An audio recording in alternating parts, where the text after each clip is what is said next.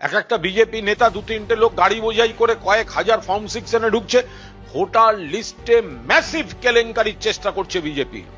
মানুষের মন ওরা জিততে পারবে না, তাই মানুষকেই বাদ দিচ্ছে। জেনুইন ভোটার বাদ, অন্য রাজ্য থেকে কপি পেস্ট করে এই রাজ্যে ভুয়ো ভোটার ঢুকিয়ে দেয়া বিজেপি করছে। এই জিনিস ওরা মহারাষ্ট্রে করেছে, এই খেলা ওরা মহারাষ্ট্র, দিল্লি, হরিয়ানা, বিহারে করেছে।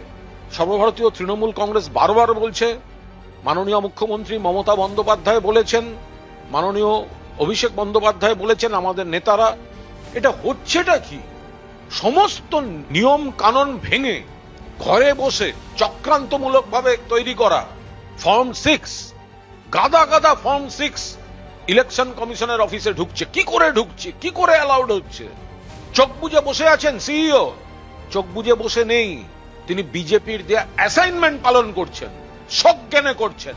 দেউলিয়া বিজেপি মানুষের সঙ্গে নেই, বাংলার সঙ্গে নেই, শুধুমাত্র এই ধরনের আপত্তিকর, নীতি বহির্ভূত, বেআইনি এই কাজগুলো করে তারা ভাবছে ওদের সব ওই দিবা স্বপ্ন না চুরমার হয়ে যাবে।